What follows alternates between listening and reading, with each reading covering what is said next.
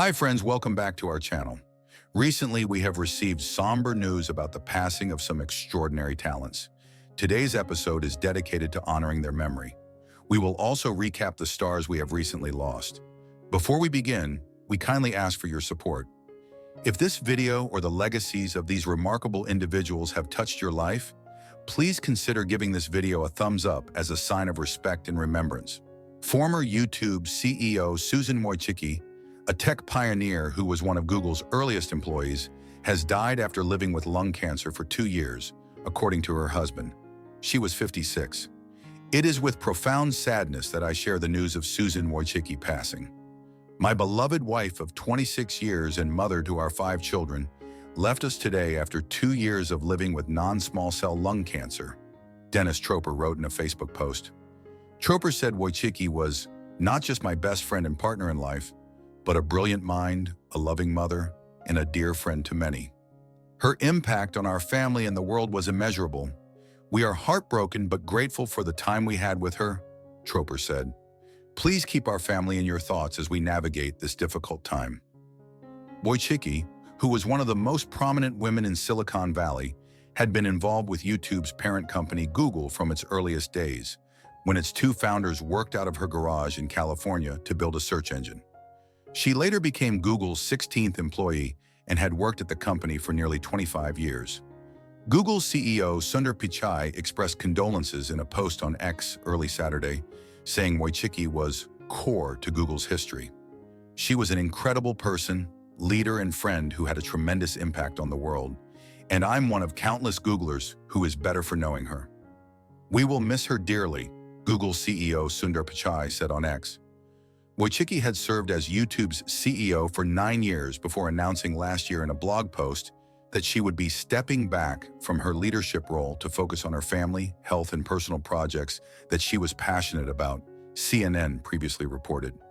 She oversaw YouTube during the web's pivotal transition toward social media, but also as online platforms came under increasing scrutiny for spreading misinformation, hate speech, and other harmful content.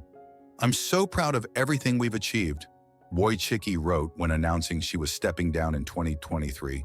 It's been exhilarating, meaningful, and all-consuming. Maurice Williams, the lead singer of Morris Williams and the Zodiacs, died Sunday at the age of 86. No cause was given. Born in Lancaster, South Carolina, Williams went on to form his first group, the Royal Charms, during his high school years.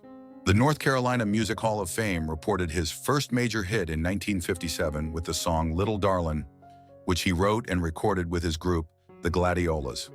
The song rose to number 11 on the Billboard R&B chart and later became a major hit when recorded by the Diamonds. In 1959, Williams renamed the group to Morris Williams and the Zodiacs. In 1960, they released Stay, which became the shortest #1 song on the Billboard singles chart at just 1 minute and 32 seconds. Stay was also featured in the 1987 movie Dirty Dancing. Williams also had the 1961 hit May I, which became his 3rd million seller. Williams became a member of the Vocal Group Hall of Fame in 2007 and the NC Music Hall of Fame in 2010, survived by his wife Emily. Survived. Mitzi McCall, whose 5-decade resume in entertainment included 11 films, 14 TV shows, and many animated series voiceovers, died August 9th at her home in Studio City, California, at age 91. No details on cause were immediately available. Her husband and comedy partner, Charlie Brill, confirmed her death in a Facebook post. "I lost my Mitzi last night. Rest in peace, my one and only love. Rest in peace and laughter." McCall and Brill appeared on The Ed Sullivan Show on February 9, 1964, better known as the U.S. television debut of the Beatles. The pair's act can be seen on the DVD of the Beatles' appearance on the show. They were interviewed in 2005 for Public Radio International's Big Break episode of This American Life regarding their Beatles-Sullivan experience, including a dressing room encounter with John Lennon. McCall started her entertainment career on the Kitty Castle program on KDKA-TV in Pittsburgh. Moving to Hollywood, she appeared on Rowan and Martin's Laugh-In and was also a series regular on such series as Life Goes On and on Silk Stockings. She provided the voice of Auntie Marina in the animated series Snorks, the voice of Mother Goose in Mother Goose and Grimm, the voice of Sylvia Jenkins in Free for All, and a variety of voices on the Paw Paws. McCall made guest appearances on the TV shows Seinfeld, The Twilight Zone, Maude, Dharma and Greg, and Chuck, as well as voiceover work for many cartoons. In 1971, she was the voice of Penny on the Flintstones spin-off The Pebbles and Bomb Bomb Show. McCall and Brill had a comedy recording, From Our Point of View, released in 1967 by ABC Records. She is survived by her husband. Chichi Rodriguez, considered one of the most charismatic figures in pro golf, has died at age 88, according to the Associated Press. No cause of death or location was given. Rodriguez was one of golf's great entertainers. His comedic antics included placing his hat over holes as a way to stop the birdies from escaping. After sinking a big putt, he might pretend to sheath his putter at his belt, like a sword that had been used in battle. As a result, he attracted some of the circuit's largest galleries. Some of the players objected to me putting my hat over the hole, so former Commissioner Joe Day asked me to stop, Rodriguez once told the LA Times. Born in Rio Piedras, Puerto Rico, on October 23, 1935, he nearly died at age 4 from rickets and tropical sprue, a chronic deficiency disease. Named Juan Antonio Rodriguez, he picked up the nickname Chichi as a kid when he played baseball. His PGA Tour bio notes that he worked as a caddy in his native country, learning to play golf by smacking a tin can with a guava tree limb. He turned pro in 1960 and notched his first PGA Tour win at the 1963 Denver Open Invitational. He also won the 1964 Lucky International Open, the 1964 Western Open, the 1967 Texas Open, the 1968 Sahara Invitational, the 1972 Byron Nelson Classic, and the 1979 Tallahassee Open. He played in 591 events and made 422 cuts. He also was a member of the victorious 1973 U.S. Ryder Cup team. Rodriguez founded the Chichi Rodriguez Youth Foundation in 1979. In 1989, he was awarded the Bob Jones Award, the U.S. Golf Association's highest honor, for distinguished sportsmanship. Chichi Rodriguez's passion for charity and outreach was surpassed only by his incredible talent with a golf club in his hand, said PGA Tour Commissioner Jay Monahan. A vibrant, colorful personality both on and off the golf course, he will be missed dearly by the PGA Tour and those whose lives he touched in his mission to give back. The PGA Tour sends its deepest condolences to the entire Rodriguez family during this difficult time. Kevin Sullivan, a pro wrestler who built a persona and considerable fame in the 1980s and 90s as a devilish villain in Kiss-like makeup, who battled good guys including Hulk Hogan and Dusty Rhodes, has died. He was 74. His death was announced today by World Wrestling Entertainment. No details were provided, but Sullivan had been in ill health in recent months. WWE is saddened to learn Kevin Sullivan has passed away at age 74, the organization's statement reads. A unique and influential figure in sports entertainment history, Sullivan found success both in the ring and behind the scenes with his penchant for far-out ideas that pushed creative boundaries. The statement continues, as a villain, Sullivan was a major rival for the ring's most legendary heroes, including Dusty Rhodes, Hulk Hogan, and the Road Warriors. He specialized in leading dangerous factions, which included his Wicked Army of Darkness, Collegiate Bullies the Varsity Club, and the Wild Dungeon of Doom, which introduced Big Show to the wrestling world. The one-time Taskmaster also became a creative force behind the scenes for WCW. Born October 26, 1949 in Boston, Sullivan was an amateur wrestler in his hometown during the 1970s, quickly turning pro under the name Johnny West. Wrestling for various regional promotional organizations, Sullivan would by the 80s take on the name and heel persona of the Boston Battler and eventually the Prince of Darkness.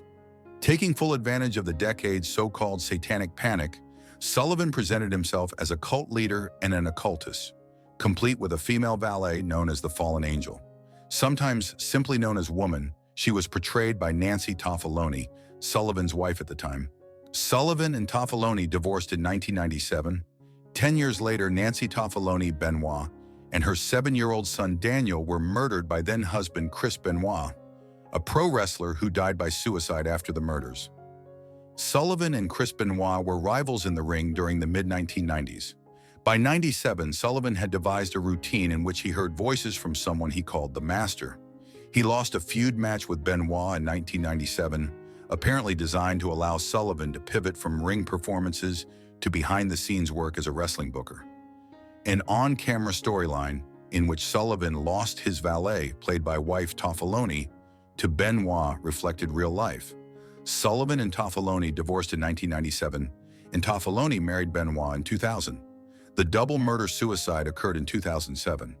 In May of this year, a GoFundMe page was set up for Sullivan who, according to the page, was facing a critical medical emergency and financial crisis following an accident he suffered while in Florida for autograph signings. He reportedly underwent surgery and suffered complications including sepsis and encephalitis. A Missouri coroner recently revealed how an 8-year-old girl died during a SkyWest flight earlier this summer.